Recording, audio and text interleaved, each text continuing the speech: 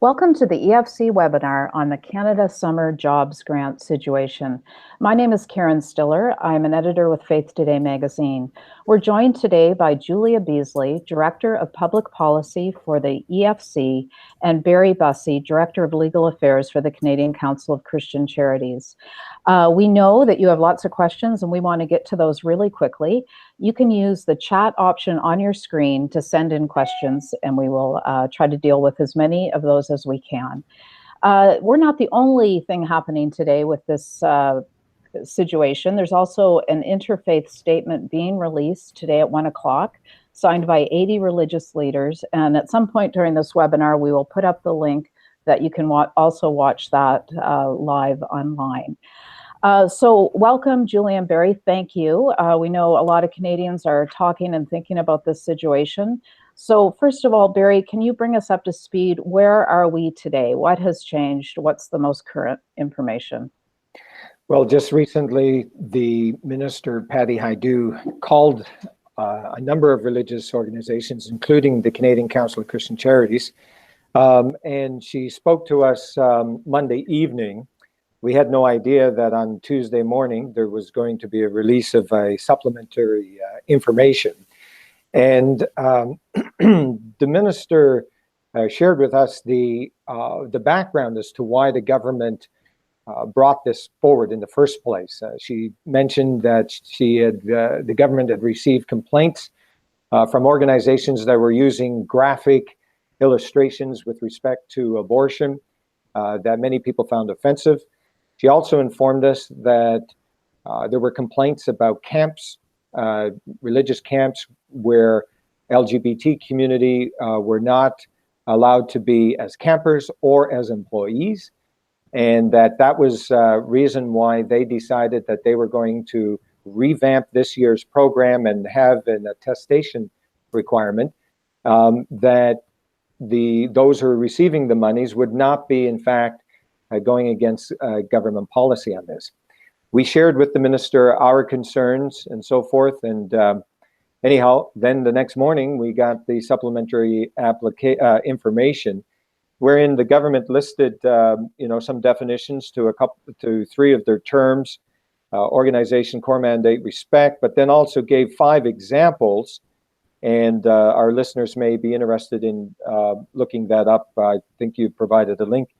And the reality is that even with this supplementary information, the government has not, I think by them releasing this, they recognize that what they have done is ambiguous, it's problematic, but they did not remove the attestation. In other words, everything still stays the same. We're still required to attest, but their interpretation of how they're going to apply that attestation, they have given us information as to what they were going to do, and they gave us those examples.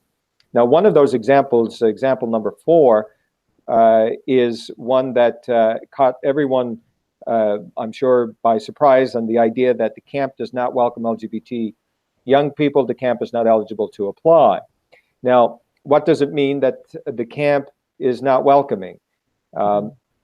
We shared with the minister on Monday evening that when she shared that with us, the idea that some camps are not allowing LGBT community to be campers, we have no idea of who they might be, or even if that is so. So that was something that we basically pushed back on. There was no response from the minister on that point. But it seems to be, if we look back at what happened in the spring, the Pioneer Camp situation, there was a kind of a bit of a media blitz by some employees or former employees who say, look, we've now come out, we're LGBT, and we're not going to be able to be hired at the Pioneer Camp. So I think that's kind of what the government was doing. Right. And again, nothing to do with the actual campers. That's right. Yeah. Yeah. And so anyhow, so we're at a place where really nothing has changed, other than we've got a bit more clarification on how the government is going to implement this attestation. Okay, thank you. Julia, I know the EFC has released 3 different possible ways that Christian organizations could move forward. Can you really quickly summarize those for us? Sure. So I am aware that the supplementary information that's been released by the government may, in fact, allow some organizations to proceed with their applications in good conscience. For others, it hasn't changed. As Barry said, it hasn't changed anything. It has also, in some ways, created some additional confusion, which we can talk about if you like. But what we have been suggesting all along is essentially three broad options. The first is do not apply. If you are unwilling or unable to make the attestation, don't apply for the grant, but make sure that you let your member of parliament know why. This is who we are. This is what we do. This is the community we serve, and we are unable to apply. We are ineligible because it's important that they understand the scope and the reach of this. The second option would be to apply using the paper process. The reason we say use the paper process is because if you go through the online application, there's no room to qualify. And if you don't check the box, it just sort of disappears and there's no record of your application. So the one thing the government has made very clear is that if that attestation is not checked, an application is invalid. So we're not convinced that these options will be acceptable, but at least there will be a record of the application and we can sort of keep track of what's been happening. So one option would be using the paper application to go through to check off I attest. It's important to understand that the attestation has 4 bullet points to it. The first, the second, and the fourth are administrative. They're just, I have read and understand, etc. It's the third one that is sort of the values statement. That's the really problematic one. So we've been suggesting that people cross off, strike through that third bullet point, and then include either an alternate attestation, and the Canadian Council of Christian Charities has provided a sample on their website. We've also posted it on ours. So to include that alternate attestation or to request a religious accommodation. And we've got some language for that on our website as well. I object to this because I do attest to these other 3 things, but I cannot attest to this because, and I request an accommodation. And then the third option would be to not check off the attestation and request an accommodation. Again, it seems at this point, based on the communication from the minister's office, that would be essentially just registering an objection, unless they decide that they will grant accommodations, which they don't. They haven't given any indication that they would be willing to do that at this point. So by providing your own attestation that you are comfortable with, or you are effectively nilling your application. Like it's like registering a complaint, at least as far as we understand now. Yeah, that does seem like the option, that if they may wiggle on anything, it may be that if okay, people make an alternate attestation. But again, there's been no official communication on that point, and there has been sort of word from this departmental official or that departmental official that nothing outside of a straight up yes, I attest is going to be acceptable. The whole core mandate term, that is where it seems a lot of the problems are happening. Barry, does this supplementary information, did that help with the understanding of core mandate? You know, what is fascinating is that the government says now, well, the core mandate is not the beliefs of the organization and it is not the values of the organization. Now, the problem here is that the government, obviously what happened was, if you read the whole attestation, it makes it very clear that that's what was part of it. But now because of the outcry and so on, it seems like the government is stepping back and saying, oh, no, we're not talking about the beliefs of the organization and the value. Well, from the Christian perspective, what is the core mandate? Like, I mean, if you were to go up to a summer camp, would they say, for example, the core mandate is running the ski show? That's where we're at. That's why we're doing this. It's, to me, there's a failure of the government to understand the religious community. When we talk about core mandate, we're talking about what motivates us. Yeah. And in the Christian community, it's the gospel. And so the problem here is that you can take what the government's interpretation of that term is with respect to this, but when you're signing that attestation and you're saying that my core mandate is not XYZ, I mean, that creates dissonance, and it's a lot of dissonance that a lot of religious communities are simply not going to accept. And so that's the struggle. Yeah, So- and I think it's clear that, you know, they are obviously hearing in significant numbers from Canadians who are concerned. The media have given so much coverage to this. So, you know, they have tried, but as Barry said, they just don't quite understand yet. They don't understand that for faith communities, beliefs and practices are integrated and inseparable. Our core mandate is not just activities. It may outline activities, but it flows from beliefs and values and those things that unite us as a faith community. So they may have taken a step, but they have not understood. They're not responding to the core of the concern of the faith communities. And the reality is the only way that they could have done that is just expunge that attestation. Right. And but they didn't do that. Yeah, because they could look at each application on its own merit and kind of decide for themselves, couldn't they, without requiring that attestation? Yeah, or they could have, I mean, we've been saying all along, just remove that attestation altogether. Right. It's not necessarily there. I mean, they've created supplementary information. Right. They could outline clearly in the application guide, or, you know, the process you have to walk through, what sorts of things they're willing to fund and not fund, and not require this sort of a values test in order to apply. Yeah. Is there a danger that an organization's funding could be revoked after the summer? This participant is asking this question. I think that's a very good question, and it's certainly one that I think that possibility is there.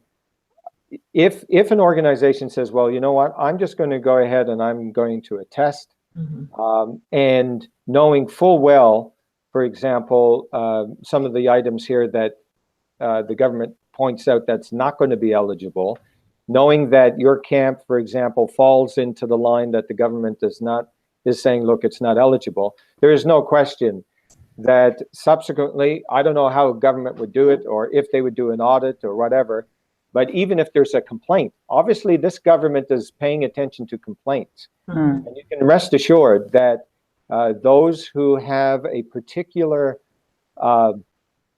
I don't know if I should say animus, but the idea is that they do not like the fact that religious communities are receiving any government money. They may take it upon themselves to see what's going on, where the money is going to, and then may file a complaint. So that is always hanging over people's head. The other thing, Karen, I mentioned earlier, the sort of the new confusion that's been created. So they did give a definition of respect. It's an unusual definition. It's their own definition of respect. But the wording is, you know, we will not fund organizations whose primary activities do not respect, which means to seek to remove or actively undermine established individual human rights in Canada. Well, what in the world does that mean? And we're already getting questions from individuals saying, okay, so to actively undermine, if I say something, if I write something, if in a sermon I say something that goes against the government's views on these issues, is that actively undermining? And would that lead to the kind of situation we're just talking about, where someone may come back and say, oh, hang on, you are undermining these rights? So it's very unclear what they mean by that. So it's created a new level of confusion, I would say, in that regard. And that addresses directly another viewer's question about the vagueness of the language and the problems that are coming from that. What does respect mean exactly? I'm wondering, so far in the media, and it just seems like almost every day, another columnist has come out and kind of sided, if I can use that word, with the Christian community or the faith community, it's not just Christians, on this, and which, is unusual. And I'm wondering, is there anything we can do wrong at this moment that would jeopardize that kind of surge we're seeing in the press of understanding this to be a religious freedom issue? Is there a misstep we could take? Well, I think if we appear to be unreasonable, perhaps, I think would be a problem. I think, we have to give a lot of credit to the media on this story, as you have indicated.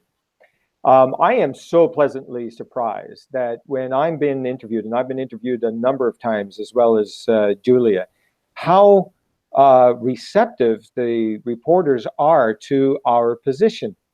And I think what they see is they see that their their criticism of the former government, of how that way they perceive that government and taking positions and so on. And now they have this current government that's taking a very opposite and perhaps even more extreme position on the issue of abortion, for example. And they're saying, hold on here now. Can't we allow a reasonable debate? These are issues that reasonable people disagree on. And we should allow freedom of expression. And so I think they get that message. And I think what's important for the Christian community is simply just be pleasantly surprised, be pleasantly, I think, I really, to be honest with you, the confidence in the media for me has gone way, way up when I see them taking this principled stand, because they have said, look, we don't care, even though we may agree with the government on this, the way the government has gone about it is absolutely wrong. And we are going to say, look, even it reminds you of that statement that Voltaire said, I may disagree with you, but I will defend to the death your right to say it. Yeah. And I think that is so awesome. Yeah, I agree. Has anyone thought of a charter challenge, a viewer is asking? Or is there grounds for that? Well, there is definitely grounds for a charter challenge, and it's something that I can tell you that there's a very, very active group of lawyers right now that, if you can envision horses standing at the gate ready to run, that would be the vision of the lawyer group that I'm in contact with. They are just chafing at the bit because they see, it's absolutely incredible. In the name of the charter, they've done this, but they've violated the very charter that they say they're doing this in the name of. I mean, it's incredible. Yeah. And so there's, there's a lot of people just waiting to take this on, and at the appropriate time. There's already been one challenge. There'll be more. So we lost you just for that last bit, Barry, but I think you were saying that there's already been one challenge, and that would be the pro-life group out of Toronto, I believe. Is that correct? That's correct. And my point is there will no doubt be more. Yeah, okay. Julia, a viewer is asking, getting back to the paper application process, again, do you think there's a chance of success using that? And they're asking any successful cases so far, but of course they don't look at the application. Yeah, we don't. Well, the funding application period closes soon, February 2nd, so nothing will have been processed yet. Again, so we are suggesting that whichever way you go with a paper application, so that there is a record, so that, if you'd like to send us a copy, the 4C's a copy, we want to be able to track what is being done and how it turns out. Let your MP know. It's hard for us to guess. The only thing, as I said, that we know for sure is the government has been very clear on the fact that that attestation has to be checked. And if it is not checked, an application is not valid. So in terms of the second option that I outlined, which would include an alternate attestation or a request for accommodation, we're not sure. We don't know. I don't know if Barry has anything different to say to that, if he got any additional clarity in his conversation with the minister, but my sense is we just don't know. The only guaranteed way to be considered is to play by the rules that they have given. Anything outside of that, we're not sure what will happen. Okay. Is there, we have temporarily lost Barry, but we trust he will be back. In the meantime, is there any positive that could come out of everyone doing the same thing? Like if all that, maybe this is impossible, but if all the churches decided, no, none of us are going to click the attestation, we're all going to, sort of do a protest, a paper protest or whatever, would that do any good, or is that just impossible to organize anyway? That is a really difficult question to answer for a few reasons. The first is we've talked to all kinds of organizations, and we know if you want to talk about core mandate, the core mandate of these programs and organizations and ministries is to serve. It is to love and serve their communities. And that's their primary objective. And so we do understand and respect that for some, at the end of the day, what they want to be able to do is serve their communities. Yeah. And so for some, that will mean saying, you know what, based on the supplementary information that's been provided, we feel that we can proceed in good conscience. Mm-hmm. Now, selfishly, if we were to look to a future challenge, of course, the more organizations that say, no, we absolutely cannot check off this box, that builds a stronger case. But this is the tension, right? This is the impossible position that we've been placed in, because we have one objective perhaps, but the organizations, their heart, their core is service. So it's a difficult question to answer, and I wouldn't want to, try and suggest that one is right and one is wrong. Right. Yeah. Every organization has to find their own way forward in this, basically. Another question, what do you think of this type of restriction spreading into other areas, like the right to set up Christian schools for a particular faith community? Or, is this just the first sign of what is to come in Canada, do you think? And well, that's part of the concern. If the attestation is allowed to stay in this arena, where else might these kinds of values tests come into play? We could look at the Trinity Western case, which is similar. I mean, it's a similar question in some ways, right? Those who attend Trinity Western have to agree to a certain code of conduct. It's a public benefit as well. So will they be accredited? Will the law school be accredited? So it's a similar kind of question. It's not new. This seems a curious place for it to pop up. But that's part of the importance of challenging this, is where will it stop? What does this mean? Where else might this pop up? And it's difficult to predict. There is a youth venture announced last week that I haven't had the time to look into. I've mostly heard about it through media that I've spoken with, but they have put in place very similar language. Now, it's not in the form of an attestation, so it wouldn't be I wish Barry was here to say this more clearly, but it wouldn't be a Section 2 violation of the Charter in the same way, but it may well be that it does violate Section 15, so equality provisions in the Charter. So we have to look at that more clearly. So they are starting to say, listen, these are the values of the government, and we expect people to abide by them if they want to participate or obtain public benefit. Here's another question from a viewer. This idea of the alternative attestation, will this open up something to backfire on the faith community? I guess maybe the wording of your own alternate attestation. Like, are you providing potential wording, or are you just leaving that up to the... Yeah, so like I said, the Canadian Council of Christian Charities has provided wording of an alternate attestation, and that's what we're recommending as well. Because it was written by a lawyer. Right. So that seems wise.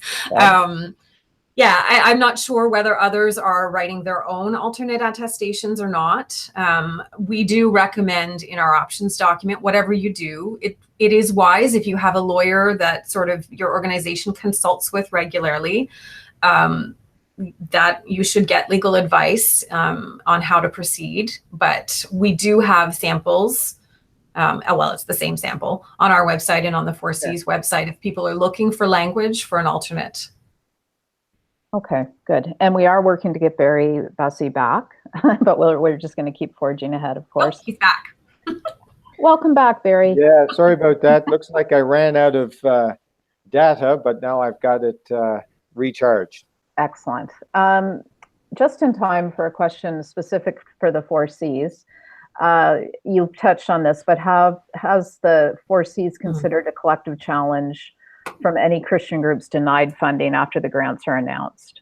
Yeah, we will be definitely looking at that option going forward. It is something that we are definitely concerned with because of the precedent that this sets. I mean, and just so that everyone can understand what is at stake here. What we see is we get a general groupthink going on. We got the Trinity Western case, although that is a different, I'll have to say, that is a different case in the sense that there was no government granting of any funds in that case. In this case, of course, there is a granting of government funds. The problem is that the federal government seems to be saying from this time forward, it appears, like with the Canada Service Corps announcement, it's going to have a similar type of requirement, although you're not going to have to attest, but the government itself is going to take it upon its own to look at the applicant and see whether or not it fits the values test. So in other words, they will be doing that, and they'll just basically assume, I guess, you're not of having the right values. So this precedent is something that we're really concerned with going forward, because there's another issue that's kind of out in the wings there, and that is, if the government is going to take its position on this, then what about the whole concept of registered charitable status? Mm-hmm. Is that now going to be something that the government says, oh, we can't allow these organizations with these wrong opinions to have this registered charitable status? So we see this as a much bigger picture, and so it's important for us to deal with it now rather than later. Yeah. Go ahead, Julia. I was just going to look at the question that just came up about a fourth possible option. Okay, let me read that out then. Could a fourth option be checking the attestation, but then including a written statement on our church's interpretation of core mandate and stating our beliefs regarding these issues? So I'll give my quick thoughts, and I really want to hear what Barry has to say on that. I would be hesitant to outline your beliefs and views on these issues in that sort of statement. I'm not sure I can say clearly why. I'm not sure that will be helpful. And I think part of it is keeping the conversation at the level of, it doesn't really matter what your beliefs are, right? Okay. The point is, we are free to hold our beliefs. We should not be required to attest to something that does not align with those beliefs in order to be eligible, to be sort of on a level playing field with everyone else when it comes to obtaining this funding. This funding is not a right. It's not a guarantee. Everybody applies and you may or may not be accepted, but to eliminate the possibility of such a wide group of people applying just on the basis of beliefs or values is inappropriate. So Barry, I would like to hear what you have to say on that, because we have had that question before. Yeah, and we have given like a sample attestation, which kind of addresses that concern. But the problem is that you have to recognize, you have to put your mind into what's going to happen. Your paper application is going to go to the bureaucracy. The bureaucracy is going to sit down. They're going to have like literally mountains of paper that they're going to have to work to. They're going to have. This has become a very, very expensive thing for the government, by the way, because there's so many more now going to do paper applications that they've got to look through. So there's going to be a huge delay on their part. But can you imagine what's going to happen? You're going to have a long, I don't know if it'll be long, but there would be a whole list of your beliefs and so forth that these frontline bureaucrats are going to have to read through. And they only just simply want to look at something and see whether or not the box has been checked and then hand it over and put it into the pile. And so you can rest assured that those applications that are going to be complicated are going to be put off into a separate pile, and they're probably not going to get the like priority of attention. Yeah. So that, it seems to me there's a practical issue there. There's also what Julia alluded to is the whole idea you may end up saying something that actually would make you ineligible, not knowing that you've said something, if you know what I mean. So in other words, one of the very important things that we would often, like just as a general practice in law, is that you just tell your client, answer the question, but answer only the question. Don't go getting involved into telling a long, long story, because you could end up actually saying something that's going to negatively affect you. So that's the problem with that. So the main thing is, if you have a real issue on that, get some legal counsel on it. Yeah. This is a question about writing a letter to the MP, and they're saying the question is, should we do that along with our handwritten application? I'm understanding that the viewer is asking if they should include the letter they've written to the MP along with the application. Yeah, I think that would be good, simply because the MP needs to know that their constituents are receiving these applications, but if those applications are not being accepted, the MP needs to know, well, look, Yeah. we've got these members in the constituency are not receiving funding because of their beliefs.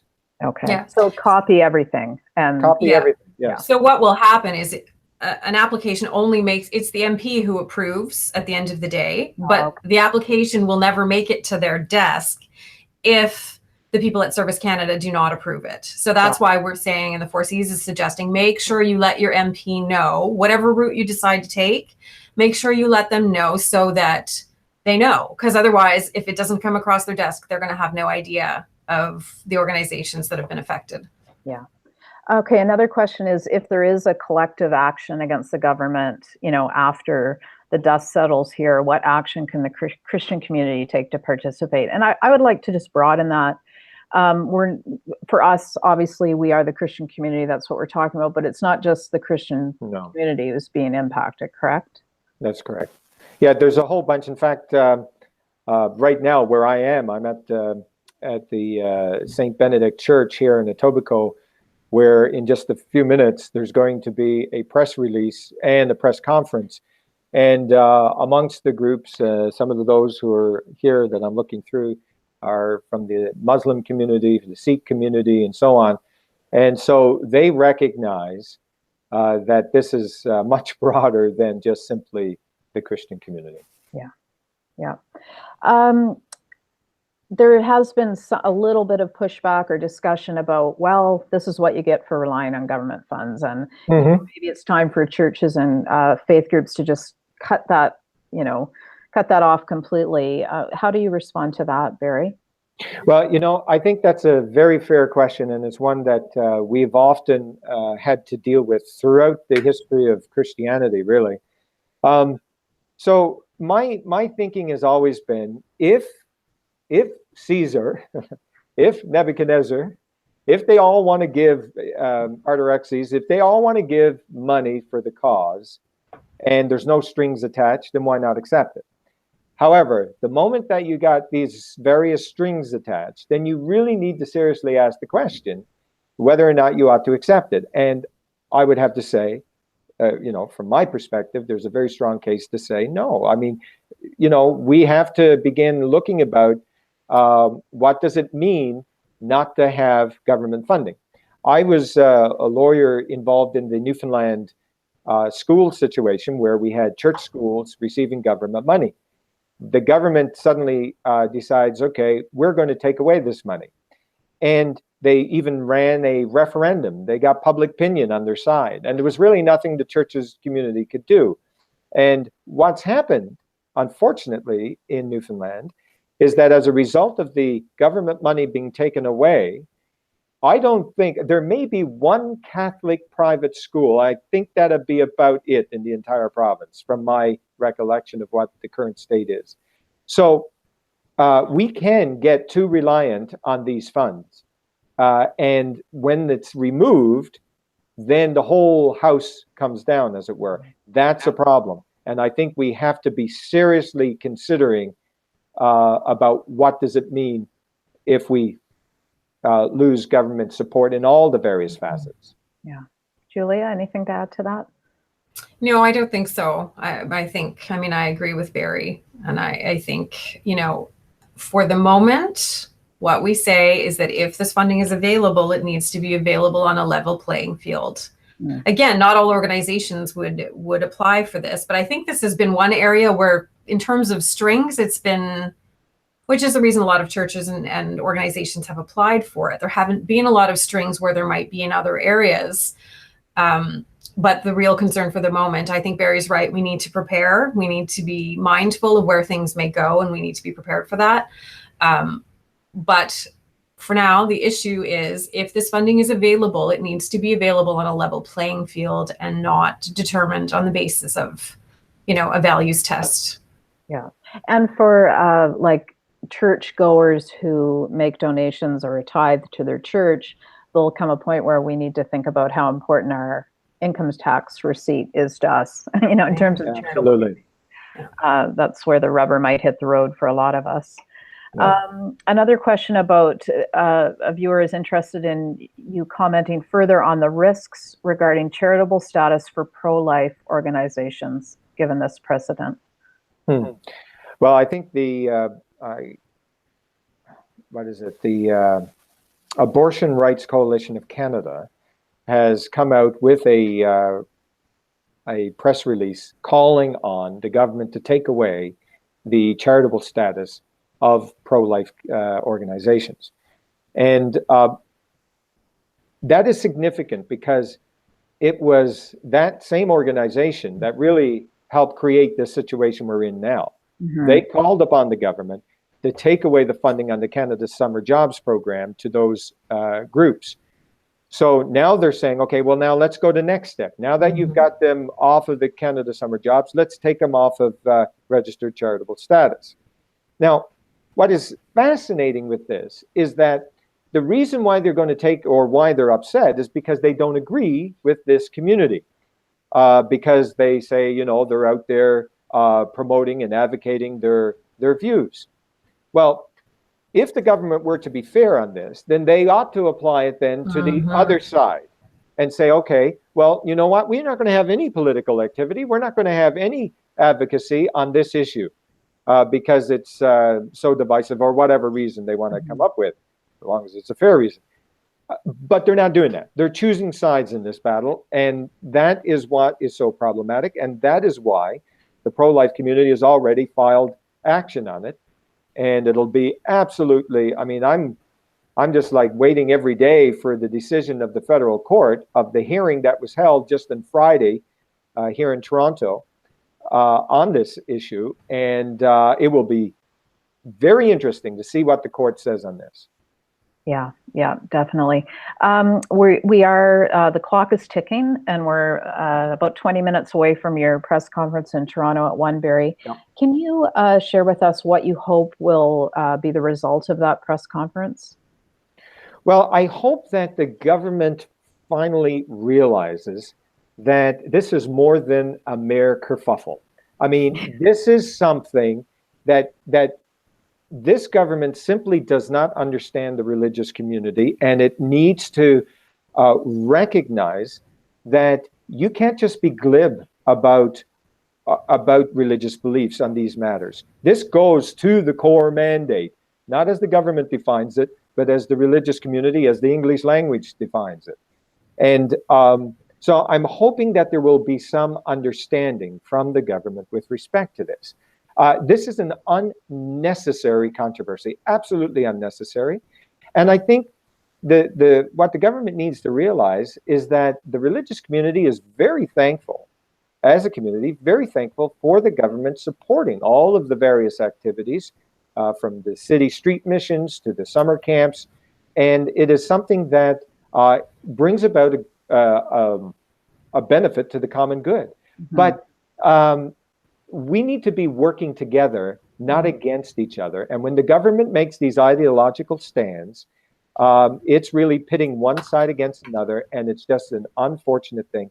And we really need, and I think the religious community also needs to be reaching out to government and help government to try to step back from this in a way in which the government can, how can I say? I don't know if it's save face or what, but at least there needs to be an element of let's work together for everyone's benefit. And I hope that will be the case instead of just, instead of just having the government calling us up and saying, okay, here's the reason why we did it, here's whatever, but we're not changing.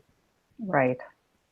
Yeah, so the press conference is actually to release an interfaith statement that's been signed by upwards of 80 faith leaders from across the country. And Barry's right, sort of the final line in that statement is, please ensure that Canadians continue to benefit from collaboration between governments and faith-based organizations working together for the common good of our country. So that is our hope. That is how that will be received. The statement will be live on our website once the press conference is underway, and a bunch of others, I think, as well. So people can look at that if you've not already signed. Some of you may have already signed on to that, which we appreciate. And we can watch the press conference live. I don't know if we have the slide up, but it's the Facebook page of the Archdiocese of Toronto. They're going to try and live stream from their Facebook page, so people can tune in. Hopefully it will work and they can watch it live. Good. I want to bring us to a close with just a couple of last questions from viewers, one of which we've already touched on, but it does go back to this, I think, fundamental misunderstanding that the government has perhaps about the religious community, and maybe we can speak to how we can help them better with that. But again, that example for, do you think the government regards leaders and campers differently? What if we accept LGBT campers but not LGBT leaders, which I think is, we have touched on that already, that is the situation. There's no camp, I'm sure, in existence that would deny a camper coming. Is that right, Barry? Well, as far as I know, I've never heard of that kind of situation at all. Yeah, so again, it's that misunderstanding about language, maybe. A last question, will the court case we mentioned, the challenge that's already been lodged in Toronto, will that result, further affect the Canada Summer Job Grant situation, or will it lead to further difficulties towards faith groups potentially? Well, I think if the government loses on this, remember one of the applications that was made on Friday was that there be an injunction against the government implementing this program. So, in other words, hold it in abeyance until the court hears the full matter. That's going to be significant. It's significant because the deadline is approaching. In order for this court case to have any value whatsoever, or the injunction, it would have to be on or before February 2. Yeah. So now, would that then have a negative effect, or at least that's what I understand the question to be, would that have a negative effect on the religious community? I don't know. I mean, I guess the thing is how will the government deal with that? If the government says, oh, I'm sorry, we can't even run the summer jobs program because of this case, then yeah, maybe that could be a problem. But I'd be very surprised if the government does that kind of thing. It's it's just a matter of circumstance and to see what comes out of it. Okay. How can we as a Christian community and as the Canadian Church do a better job explaining ourselves to government? You know, I think there should be, I think it's important for us it's not only government, because remember, this came from the public to the government. Yeah. So there is an important role to play for Christian communities to tell our story, look at what we're doing. And it's right within our DNA. We don't like to brag, right? So we're not out there saying, oh, aren't we wonderful because we're doing this? We don't want to do that. But by not getting out in the public and letting them know what we're doing, the people don't really understand the full extent. I was talking to someone recently, and they were telling me that they were working on the international development side of things. And let me tell you that foreign aid, foreign development, and so on, is saturated with religious communities, doing all kinds of things. Lots of things that are happening in the inner city works is saturated with religious churches and so forth. Food banks even, churches are running. The Canadian public need to know that positive spin. Yes, definitely. Julia, would you like to add to that and end us on a positive note? No, it's absolutely true. I will say one of the things that has been really encouraging for us early on in this, we set up this special inbox feedback for people to let us know how they've been affected. And we have heard from hundreds and hundreds of programs across the country, churches and ministries and organizations who've been telling us what they do, who they are, and the ways they serve their communities. And it's been, it's been really impactful for us to hear. And we understand already, right? We already know what the churches and organizations are doing out there, but to hear it communicated so clearly has been really wonderful for us. And so we've tried to put some of those stories out on social media, and so on. Anyway, that's why we've been saying, it's great you're telling us. Make sure the government knows. Make sure they know what you're doing. And community. Public. And communities know. Well, wonderful. Barry, Julia, thank you so much. We know it's been a crazy busy week and the time. Thank you for what you're doing. Thank you, everyone, for joining us for today's webinar. This has been recorded. It will be posted on the efc.ca website. You can share it with people who couldn't join us, and check both the websites of the Canadian Christian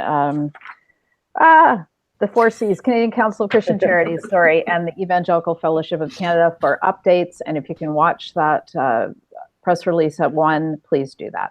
Thank you.